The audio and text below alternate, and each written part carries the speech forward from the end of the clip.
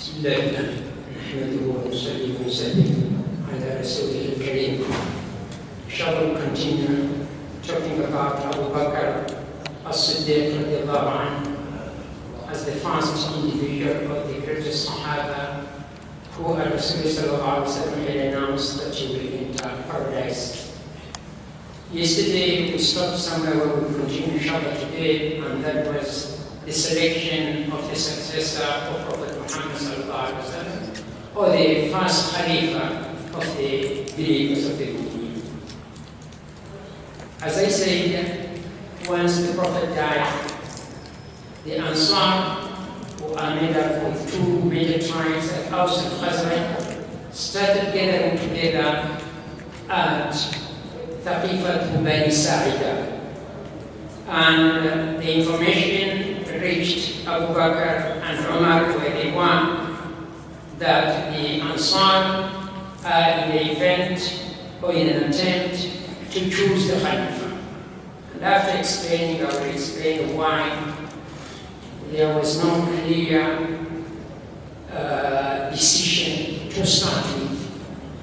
So Abubakar, being followed by Umar and Abi Ubaidah bin Jarrah, rushed to Thaqifat Bani Sa'ida, and when they reached there, they found that somebody on the Ansar was talking, and somebody was actually lying on the ground being covered with a bedsheet.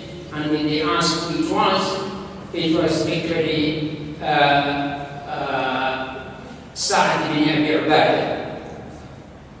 This individual who was talking was trying to show that now the Ansar should take over and the successor should come from them, with the argument that they have done a lot for Islam and the number of the Muhajirin is so small, so perhaps what they were thinking, those individuals, it is only right for them now to take over. Abubakar immediately they finished. Umar had prepared something in his mind. He said very well on what he's going to talk, and he was about to start talking, but Abubakar told him, Ya Umar, I'll arrest it, just wait. And Abubakar was a better person who gave the talk. As Umar said, he said all the points and nuqat which I wanted to express myself, Abubakar talked about them, and in a much softer and much sober manner. And then we will say what Umar did not like in the speech last week, just to show how humble all these people were. So Abu Bakr tried first to explain to the Muhajirin, to the Ansar, that they had every right to say what they have said. And he started praising them just like the way Rasulullah praised them, mentioning this hadith, لَقَدْ عَلِمْتُمْ أَنَّ رَسُولَ اللَّهِ صَلَّى اللَّهُ عَلَيْهِ وسلم قال. You all know that Rasulullah صلى الله عليه وسلم said the following: لو سلك الناس واديا وسلكت الأنصار واديا سلكت وادي الأنصار. If there was a disagreement and Ansar decided to follow a certain path, I will follow the path of Ansar. And note this discussion briefly. We made a part just to bring attention to that. How did Rasul talk so well one time about Ansar? During the conquering of Makkah, Rasul when he got a lot of bounty, ghanima, from the husband of Hunayn, he gave a lot of those bounties, the camel, the sheep, the goats, and all that, to the people of Makkah, until the Ansar started talking something. And the Rasulullah heard that the Ansar were complaining that they are forgotten. And Rasulullah asked Sa'd bin Ubadah, their leader, what do you say about this? He said, I'm just a leader with my people. In other words, I'm involved also in complaining indirectly, stating the Prophet. So the Prophet said, collect all the people, the Ansar. And he went to them. This was in Makkah. And the Rasul talked to them until they all cried. Very briefly, he said, Ansar, didn't I come to Medina when you people were all disputed, fighting with one another and all that? In didn't I come to Medina when you were so weak and weak and poor and all that, and Allah made you to be much rich after that? This was during the time of 8 years after Hijrah. So he said quite a number, and he said, Lillahi al-mannu wa li-rasulihi. The father belongs to Allah and His Messenger. When they had put down Rasul, turned now the table against himself, so to say, to give them their credit. He said, and if you wanted to answer me back, you would have been able to, and you would have been talking the truth elsewhere. You could tell me, didn't I come to you when I was chased by the Meccan and I had nothing and you were the people who looked after me? Didn't I come so weak in Medina and you are the people who gathered together and defended me? And he started praising them when they deserved for the praise. Then ultimately he said, Ansar, if you are to follow a path and Muhajirin follow a different path, I will follow your path. And he said, had it not been Hijrah, I would have been one among you, among the Ansar. Then he said something. He said, I trusted your belief and strong iman. What is a few camel and a few sheep and what I have given to the people, mu'allafatu qulubihim, so that I attract them to Islam. I trusted that you have a lot of strong belief that you don't need this and I can do to the other people, get them out. The people of Mecca have just converted to Islam and they all cried and they said, Lillahi al-mannu wa li-rasulihi. So now he said this hadith. Don't you remember how Rasulullah said that? Then ultimately he said another hadith to Sa'd ibn Ubadah and he accepted.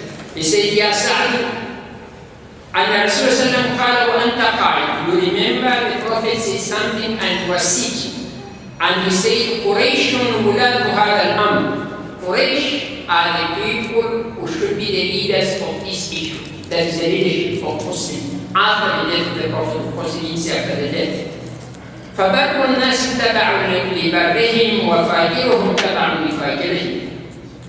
Whoever is righteous among the Quraysh, then people will follow him, and whoever is literally a bad person, people will follow him. In other words, the leadership as far as the religion is concerned belongs to the Quraysh, not because of anything, but as I said yesterday, because there has been Kaaba there, and because they have been known to be the one looking after the Hujjaj and all that, so it is easier for the other Arabs to follow them rather than following any other tribes other than Quraysh. Then he said, فَقَالَ لَهُ سَعْدٌ صَدَقْتَ, you talk the truth. نَحْنُ الْوُزَرَاءُ وَأَنْتُمُ الْأُمَرَاءُ. We are supposed to be the ministers and you are the umara, the ones to lead. But before this discussion, there was quite a bit of discussion when the agreement had not yet come to. One of them, after that individual who talked, one of them came up and said, I have a solution. Lana Amir wa lahum. Let's choose one Amir from Muhajirin and let's choose another Amir with Ansar. And Umar said that one did not work out. And he gave some explanation. Then finally also Umar said something which also convinced him. He said, Ya Ma'ashar al-Ansar, O ye people of Ansar, don't you know that our Rasulullah decided to make you a leader in prayers? For those 17 prayers are mentioned, who is Abubakar.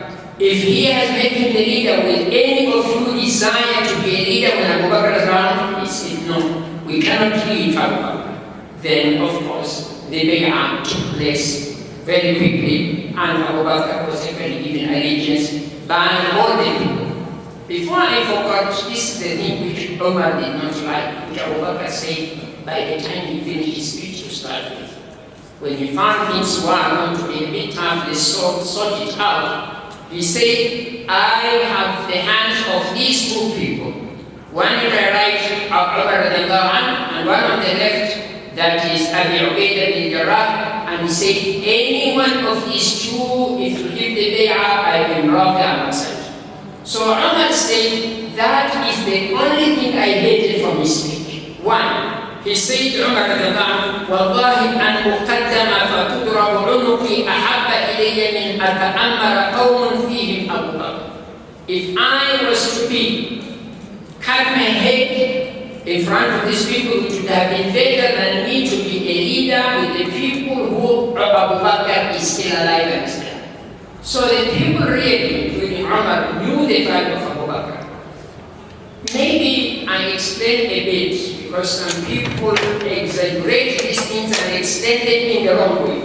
It was natural for Ansar to meet together and discuss this. Why?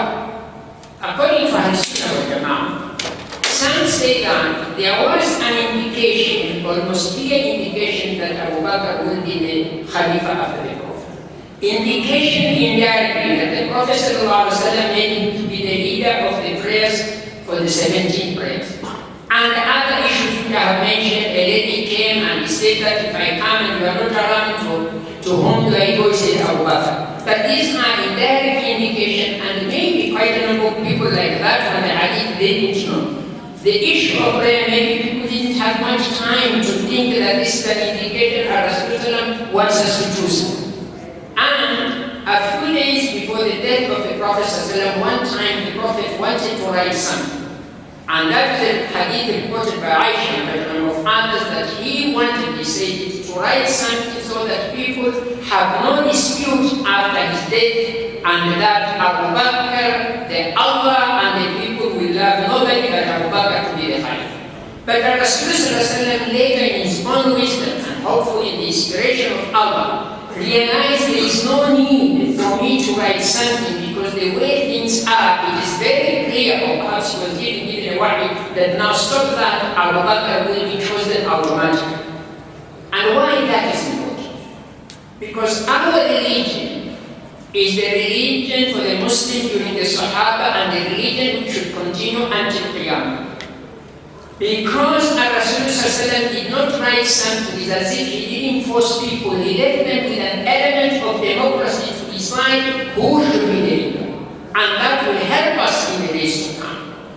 And then again, any leader who is chosen by another leader alone does not get a real support like an individual who has been chosen by the majority by very little. All these things Allah has prepared for this religion. It is fantastic when you look at this religion, how things happen. We don't have much time, but I will just now mention two things connected with the election or selection of Umar and of Uthman ibn Affan. This is Abu Bakr was chosen like that. So he was chosen in that bay'ah, khas or special bay'ah, and the following day, as we're going to talk if time allows, will be bay'ah amma, a general sort of selection or election of Abu Bakr in the Masjid of Rasulullah, because that was impromptu, very quickly, because the situation had to be arrested. Again, if you look at how Umar was chosen, I've mentioned this earlier in this place. Umar was not just chosen by Abu Bakr, as some people write. Abu Bakr, before his death, he felt that he's going to die and he was sick. He called the important people, actually the people who matter, the real Swahaba, المبشرون بالجنة and others, the leaders of Ansar, and said, I'm returning your bay'ah into you, choose the person you're going to choose because he thinks he's going to die. They left. After a few days, they came back and told Abu Bakr, we are also returning this mas'uliyah to you. We're not going to choose. And Abu Bakr, what did he do? He started actually consulting people. Of course, in his mind, it was Umar. Because as Abu Bakr was so conspicuous, there was nobody who can fight him or have the level of iman and leadership and acceptance, and that is the best Sahaba. So was Umar during the death of Abu Bakr. He was so conspicuous that he would be the only leader suitable much more than any other one. The rest was so much lower to his level. On the leadership I'm talking about. Ability to lead, because ability to lead is something, and other issues is another thing. And Islam thinks about all this type of thing. So Abu Bakr, when he was dying, then after consulting so many people, and we will talk about that, inshallah, when we talk about Umar and the final days of Abu Bakr, then after he has consulted almost everybody who matters, he decided to write that I am selecting or choosing Umar to be your Khalifa. That is what happened. Then again, when Umar was dying, it was a bit difficult. Uthman was more or less the best, but then not so conspicuous. He's so good, but maybe a bit soft and this and that. So Umar decided, and this is from Allah subhanahu wa ta'ala, to choose 6 people al-Mubashirina happy when he died. He was around with them, and these were the people who Rasul had announced that will go into heaven, that these 6 people choose who is going to be the Khalifa among them. This is again preparation for us various scenarios. Scenario of Abubakar, where indication had been there more or less clearly by Rasul. Scenario of Umar, where Abubakar consulted and then finally wrote. Scenario of 6 people where we can choose. And if you come to Ali, that will be another issue, inshallah. Maybe if we see the live the next year, we will talk about it. So that is very important. So the election or the selection of Abubakar took place the following day. That was still Monday. The following day, which was Tuesday.